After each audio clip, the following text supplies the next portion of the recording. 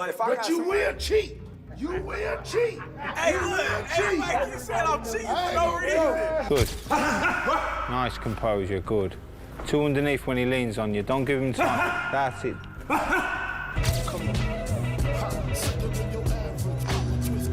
Terence Crawford visited Anthony Joshua's training camp ahead of the Jake Paul fight, creating a major buzz in the boxing world. Crawford spent time closely observing Joshua's training sessions. Their interaction showed how seriously Joshua is preparing, as he brings elite boxing minds into his camp to elevate his performance. The presence of a pound-for-pound star added extra intensity and focus as fight night approached. Good.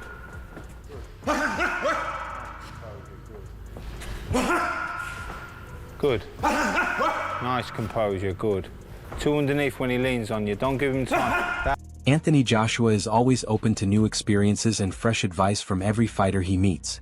He absorbs different styles and enjoys learning from various boxing minds. He uses every lesson to shape and improve his own approach. This mindset allows him to continue growing stronger and becoming a more complete fighter in every training camp. I heard that saying, a happy fighter is a good fighter. And each individual, you know, uses different things and finds out different ways to keep them occupied and keep them happy. And for me, it was just like... Anthony Joshua pushes himself through intense training sessions designed to strengthen his body and sharpen his reactions. He uses ice baths to reduce inflammation and speed up recovery, allowing him to give full effort in every workout. After recovery, he returns to demanding drills that test his power, speed, and mental focus. Every part of this routine reflects his commitment to preparing at the highest level.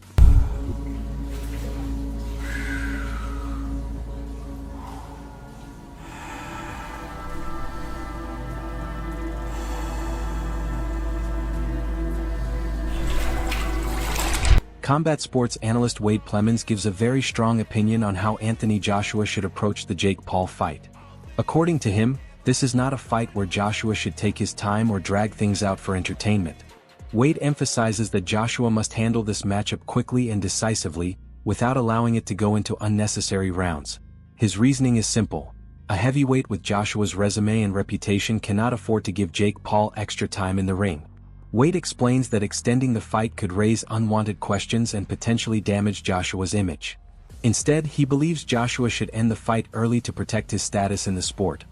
With attention coming from both casual fans and followers of influencer boxing, Wade argues that Joshua must set the tone from the opening bell.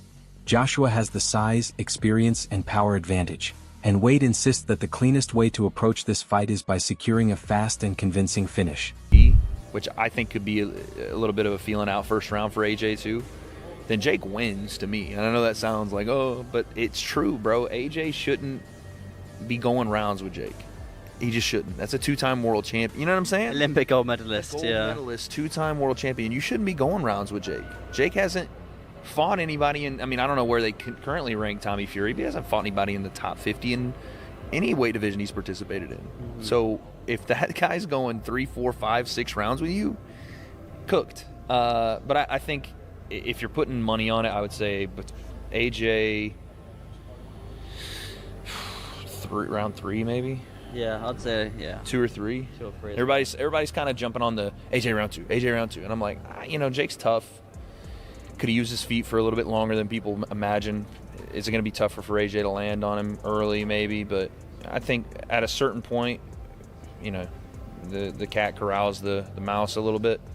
But we'll see, dude. Who knows? Jake's got some good guys in camp. He brought in Lawrence Okoli. Mm-hmm. Big Lawrence Okoli now, too. Did you see him? Well, I remember being in Dubai, 3 years ago. Do you remember 3 years ago when we were, commentated, for Deji vs. Merva. Yeah.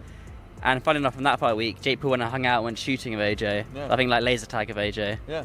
3 years ago on the same week. Wild. That entire week now is coming to full fruition. It was here in Dubai. It was Jake on commentary. First time I had met Jake, talking shit to Tommy Fury.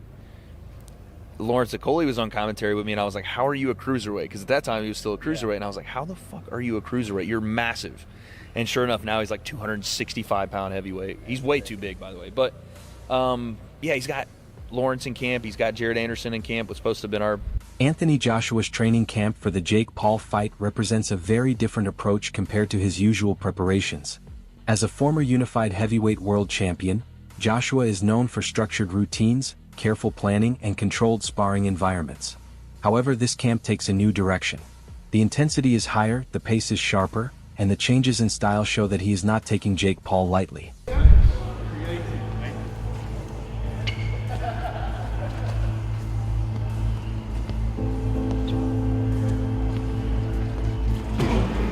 Anthony Joshua, revealing his weight at around 110 kilograms, approximately 243 pounds, became a major talking point.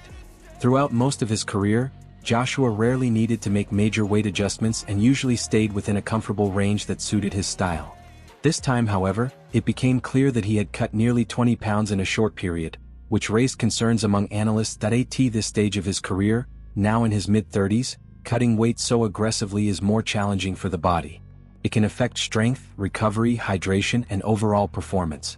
While this decision shows how seriously Joshua is taking the Jake Paul fight, it also highlights the risks involved. Dropping weight may improve his speed, but it could also reduce some of the natural power and physical presence that defined his career. Finding the right balance is crucial, especially when facing a lighter but energetic opponent. Joshua appears to be aiming for that middle ground, lighter for movement, yet heavy enough to retain the strength that makes him dangerous. But fundamentally, you're still living life as normal. You're not restricting yourself that much. You know, if you're eating 2 pieces of chicken, maybe you just eat a piece of... You see what I mean? You're not going to the extreme to try and actually dehydrate yourself or anything like that. It's very different than having to actually hit a specific weight, all right?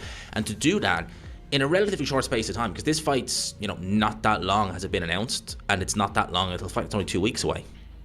Eddie Hearn was talking about AJ weighing 265 a couple of days ago. So you're thinking, okay, 20 pounds in 3 weeks? That's not ideal for someone who, again, is in their mid to late 30s, a year in activity, and crucially has never had to hit a specific weight throughout the course of his career. Never had to do it. All right. So it did have me kind of worrying a little bit and thinking, is this a miscalculation, accepting that? Because in terms of him fighting Jake Paul, he's going to win. I mean, there's no ifs about it. He's going to win this fight. It's pretty much a given. All right. But it did have me wondering. Now, AJ, as I said, he took to his social media accounts to show that he's currently weighing 110.6 kg, which is around about 243 US pounds. So that's well under the weight limit. So a lot of people are saying, slam dunk, it's done. Well, I got a few questions on that, because you do have to ask these questions. You're talking about Anthony Joshua, who over the course of the last, 3 years has been solid in the 250s. Hasn't weighed sub 240 or sub 250 since he fought Usyk 3 years ago. And bear in mind, he would have went into camp fully intending to be mobile, speed. He would have spent 3, maybe 4 months working on, you know, what's an ideal weight for that, working on this, that, and the other. So it's not like, you know, a crash diet for the Usyk fight or anything like that. And AJ is someone who loves the resistance training. That seems to be the main thing that he does. And outside of camp, you know, he probably would have thought he was fighting Cassius Chaney, which is the name that a lot of people had.